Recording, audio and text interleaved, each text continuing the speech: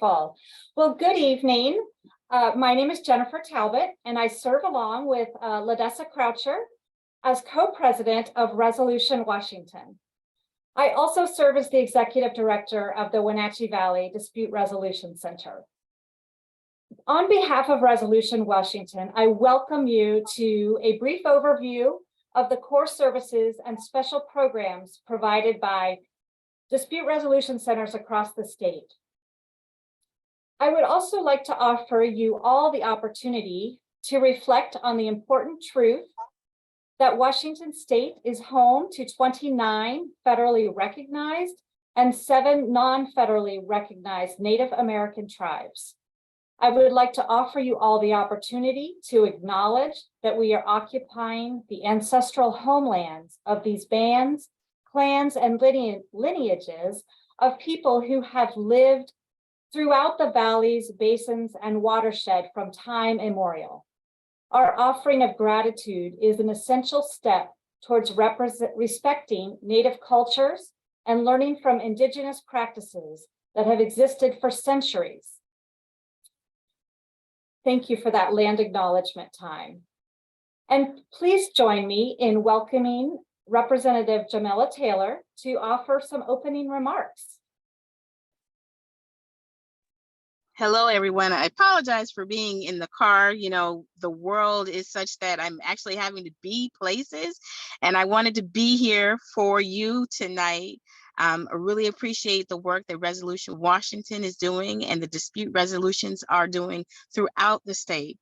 Conflict resolution is a public safety matter. It is a community safety matter. It is a pathway for community healing. And so the work that you all are doing and helping our communities, thinking about things in terms of a proviso that I sponsored last year and being more inclusive and allowing folks to come to the table who may not have been a part of this process in the past, but bringing them to the table, communities of color, especially in South King County. I'm excited that the King County Dispute Resolution Center was excited to participate in that process and to bring the opportunities of mediation and conflict resolution to communities in a more holistic and resourceful way for folks who want to solve problems themselves.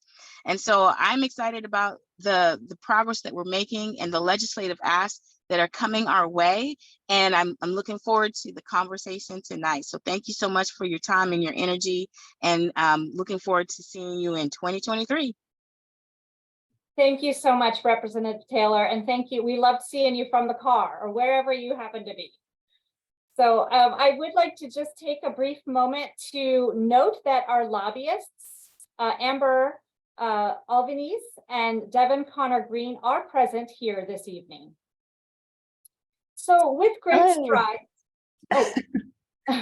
Just hello, hi, see you soon. Wonderful.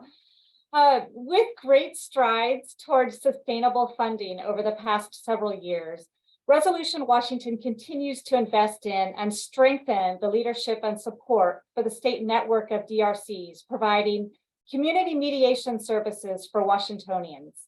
So I am very pleased to acknowledge Megan Johnston, our association manager, providing support for this briefing.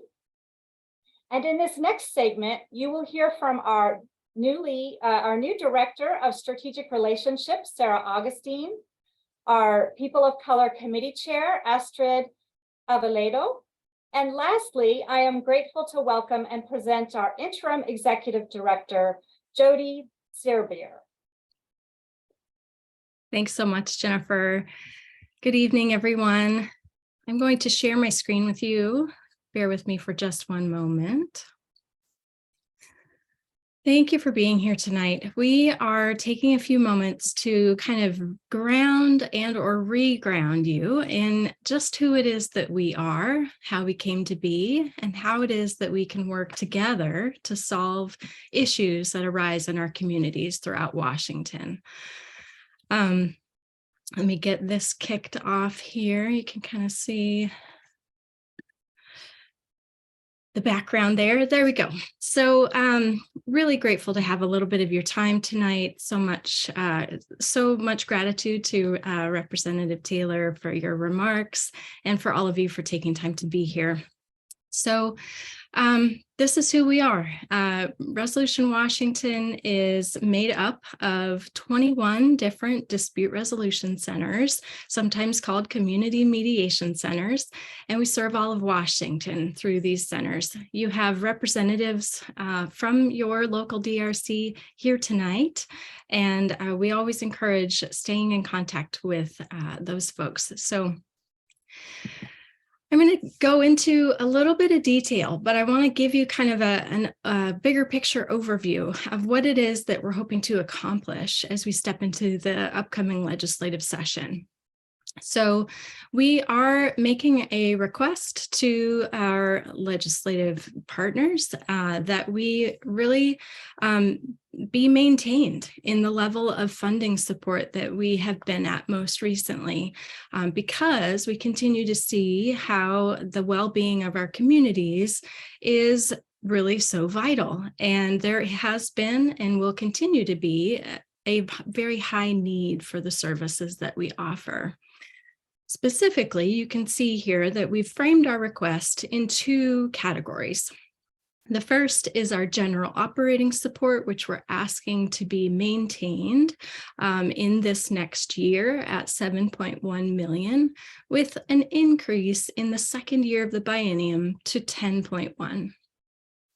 Just below that, you see that we are asking to continue to have the investment in housing stability services that we have had over the last couple of years continue. And we're going to explore a little bit about how that is similar and or different than what it has looked like in the past, but that we're really advocating that all of the work that has been put in over these most recent years and that investment of our state into its this vital community resource of community mediation really be maintained. Let's not step backwards as we go into the future. I noticed that my computer does not want to advance. Let's see here. Try this a different way. Here we go. So I'm going to kind of anchor us in for those that maybe haven't heard this recently or haven't heard it at all. There are some important pieces to the story of community mediation, and one of which goes all the way back to the 1964 Civil Rights Act. That's actually where the roots of community mediation lie. It began when there was an interest in creating a mechanism within communities, within neighborhoods, to have people work through and address conflict together, and to not have as much of a top-down response from large agencies, but to really develop and nurture local community response. You can see here that it began with a certain vision in the Department of Justice as being America's peacemaker for community conflict. We do still have the Community Relations Service nestled within that department, but the piece that is community mediation has morphed and has changed over the years. Our title became community boards for a bit, and then they were neighborhood boards, neighborhood justice centers. Essentially, they are today's community mediation centers. Notably, there is no federal funding attached with community mediation, but this is where our roots lie. Within Washington State, you really see that we got kick-started in the early 80s and really just took off from there. Started with one bold center up in Snohomish County that then willingly taught the rest of us how to pick up and come along with them. But the originations here in Washington really anchor back into the 1984 Court Improvement Act, and then what we have in statute through RCW 7.75. And I've just highlighted a few key pieces of that statute's intention here. But what you can see is that there really was a recognition and a valuing that dispute resolution centers are a venue in which individuals can voluntarily participate in resolution of their disputes in a way that's less adversarial than integrating into the justice system and the court environment. There are some other specifics in there about really kind of this value that we hold that recognizes that while we do benefit from working together and working cohesively, there are also nuances within our communities. And so it's important to be able to be adaptive and responsive to what those differences and nuances are. And that was really recognized that different communities might come up with their own different solutions. So that's just important to know. And embedded in that statute is also just this opportunity to educate the community on how they can get empowered within this skill set and to use this in their own lives and in their own relationships. So our core service provision is likely what you would anticipate, but there's also more. We do offer a wide variety of resolution services that can be as simple and kind of low intervention level as coaching and information gathering, referral, kind of helping folks think through issues that they're facing, and maybe that's enough. Sometimes more is needed, and then we will move kind of up the ladder of intervention. And conciliation is a next step around being able to negotiate around issues, but not in a kind of a real-time way, but rather being in conversation with both parties and trying to come to resolution as that intermediary. And then you can see mediation, and that's in many of our names, and it's a big core of what we do, just inviting folks to that space in which they can have a facilitated interest-based process to get to what they most need, what they most value, and what they most need to happen with whatever issue is arising.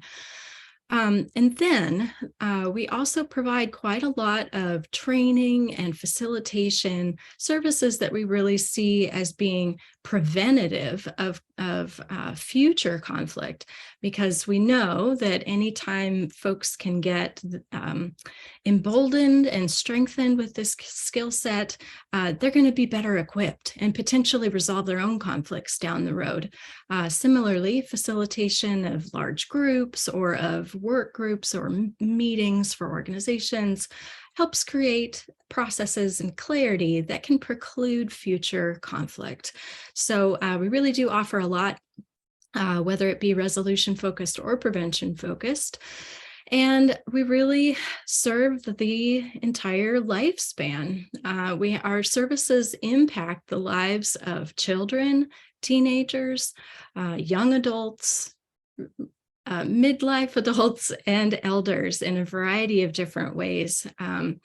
As you'll learn about and may know of due to the relationships in your community, our services really span a wide variety of programming, some of which is court adjacent, some of which might be associated with other entities within our communities. So I'll go into a little bit more detail about that in a little bit, but for now, that gives you a little snapshot of what it is that we do for our core functioning. At this point, I invite Sarah Augustine to take over. Good evening, everyone. I want to talk with you a little bit about access to justice. And when we talk about access to justice, often what we think of is that we provide services to and with the courts. And that's true, but that's not the whole story.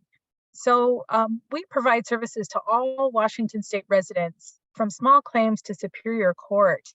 And we support small claims courts across the state, helping courts in many regions resolve their disputes peacefully themselves without ever going before a judge. We also support superior courts across the state, including family courts, where we help families in transition collaborate in co-parenting without accruing the costs in money and goodwill that a lengthy court process can impose. But we do much more than just support courts, as Jody was saying. In our communities, the way we provide these services differs from region to region, including even working with the police department to resolve conflict and reduce violent crime. We are focused on providing self-determination so that ordinary people, the residents in our communities, are in control of their own lives. And we provide culturally and regionally relevant self-determination through providing community-based services that are tailored to each community. So we value self-determination, which means local decision-making and focusing on needs that are relevant within each community. And so we really ensure that our services are accessible to all. And this includes by providing language services that cater to the communities in where we live in our own individual communities. And we work in collaboration with the courts and a variety of other actors in our communities. Astrid? Thank you, Sarah. Each DRC is independently operated, which means that we are each empowered to respond to community challenges and to do so with our own brand of ingenuity. We recognize that the challenges and resources of Wahkiakum County, for instance, are not going to be the same as the challenges and resources of Pierce County. Mediation is flexible enough to respond to both of these needs, as well as the needs of the various communities we serve, including our BIPOC community members. At the same time that we recognize the strength of our adaptability and unique approaches, we recognize that there is strength in this community that we build together through Resolution Washington. As industry leaders, we come together to innovate and to set standards for our work. While Washington State does not require licensing or certification in the practice of mediation, we in Resolution Washington have set standards for the practice of mediation training, and certification. As a group, we have long committed to incorporating cultural bias and diversity awareness into our core training. Individually and collectively through Resolution Washington, we have invested heavily of our time and resources to expand our awareness on inclusion, diversity, equity, and accessibility topics.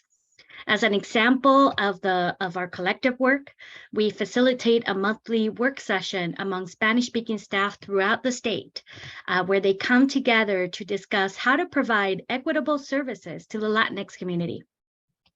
And there are more examples across the state, some of which Jody will tell you about in a moment.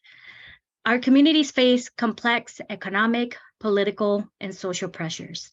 Community-based dispute resolution supports Washingtonians in making decisions based on their lived experiences to create solutions that work for them.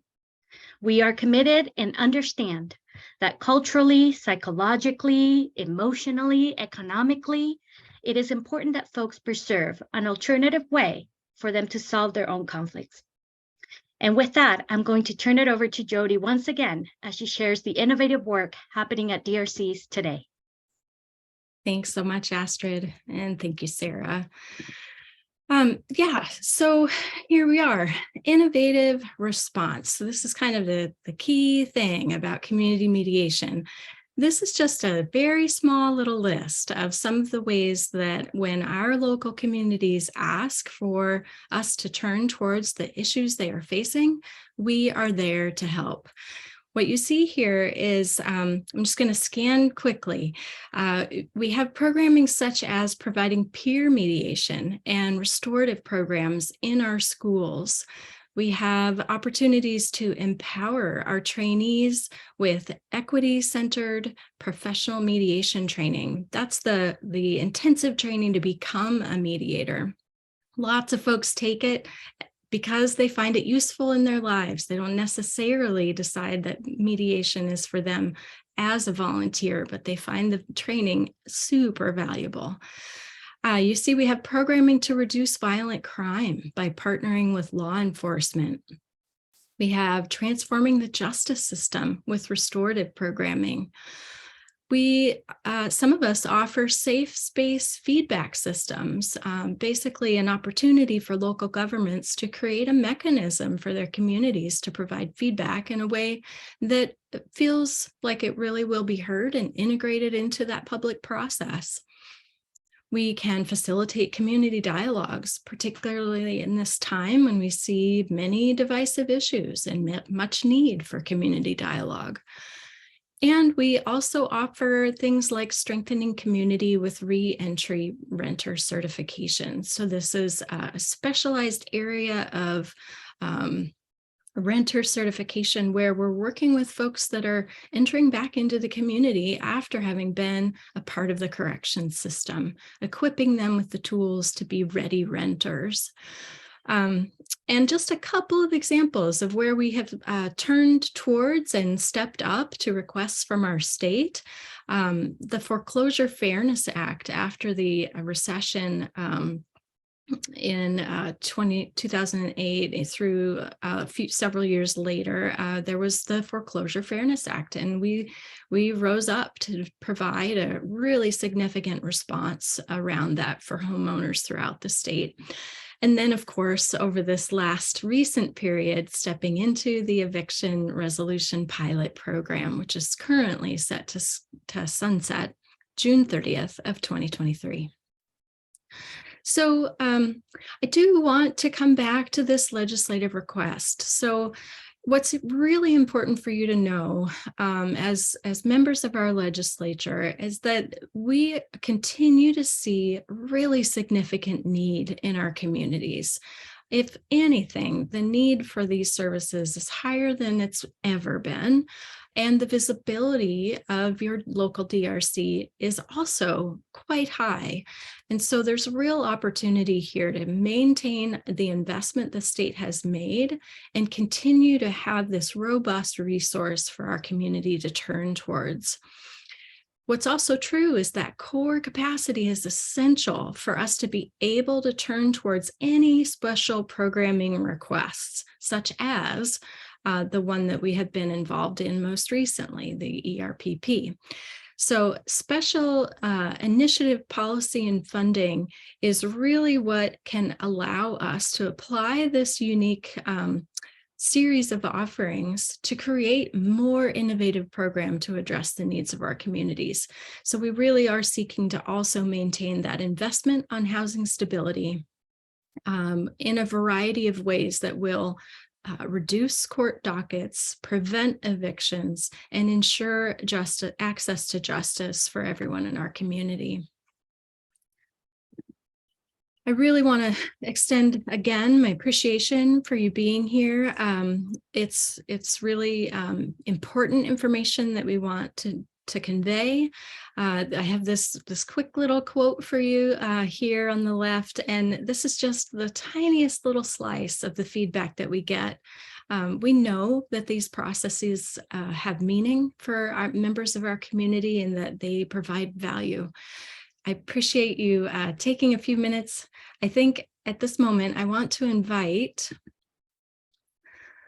let me see, I'm scanning my little list of participants. I believe Representative Levitt is going to make a few remarks. Yes, thank you, Jody. We were just looking. I don't know that she was able to arrive just yet. Okay.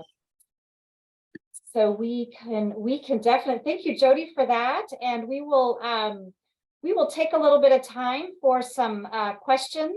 And if we run out of time, you can feel free to put some questions in the chat, and we will definitely follow up with those at a later time.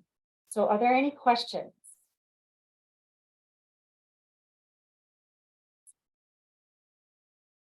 Not seeing any hands raised at this time, unless I'm missing something.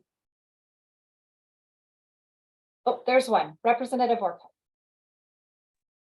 Thank you. I understand the 15 million in eviction prevention, but I'm wondering, what are you looking at as not a short-term solution, but in addition to the 15 million as a short-term solution, long-term solutions, so that we make people self-sustaining and they're not needing rent assistance? Thank you for that question. That's excellent. And I will let Jody respond. We do have a document that we will be sending out that has some more in-depth information on that. Yeah, thanks, Jennifer. Absolutely. Representative Orcutt and others, we are going to follow up with some more of that specific documentation after this event. So you can look forward to getting this in your inbox shortly. But you're totally right. Our actual preference is to find ways sort of through multiple stages throughout the process to really meet folks with the service that they need at that moment. And we know that the further upstream we can go, the more that we're empowering folks to come up with long-term solutions that really suit them. So yes, not relying solely on rental assistance is key, because we all know the reality of that landscape. That will not be a forever opportunity.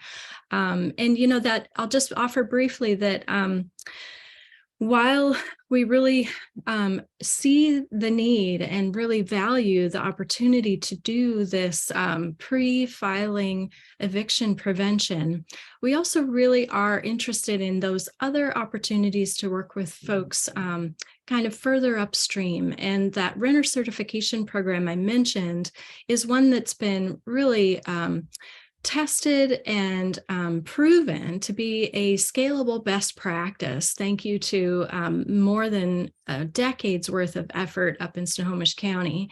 That's really a great model program that builds relationships with landlords, with housing providers, and of course with tenants, giving them the skill set and the resources that they need to be ready renters that are more likely to stay in their homes and to navigate the conflict when it arises, so that they can address it without it resulting in some of those more harmful ways of exiting. I recognize we don't have a ton of time, but I would invite, if anybody feels like I missed anything essential, please do feel free to jump in. Jody, I would just add that also the solutions that we work with tenants and landlords in through the program are about what will work long-term for the lives of those involved.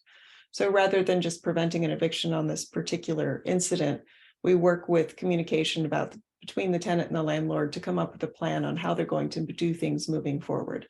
Sometimes that involves a payment plan. Sometimes that involves moving to a different unit in the same building. Sometimes, especially with small landlords, it helps them rebuild that relationship to move forward. And we know that dispute resolution is one works in certain spaces, and it has to be part of course, a much bigger solution around with sustainable, affordable housing and pre and post filing legal aid and a variety of other methods. So this is not the one solution. This is a piece of the much bigger complex puzzle that we so appreciate that the legislature is working on around housing. Well, it is time. Our time is almost up, so I'm going to send it back to Jody to do some closing remarks. Thank you all for your time. Thanks so much, Jennifer. It's really been a pleasure to have you all here. We will be following up to share not only what our next steps are, our recommendations around housing stability for Washington State, but also we'll provide you with our legislative agenda and a lifespan document I kind of referred to in my remarks. And please do always feel free to reach out. If you have questions, you can reach out to me directly. I'll share with you my email address in the chat, and you can reach out to your local director. Our DRCs love to be connected, and you'll be seeing us again soon once session kicks off. And I think with that, we are adjourned. Thank you so much.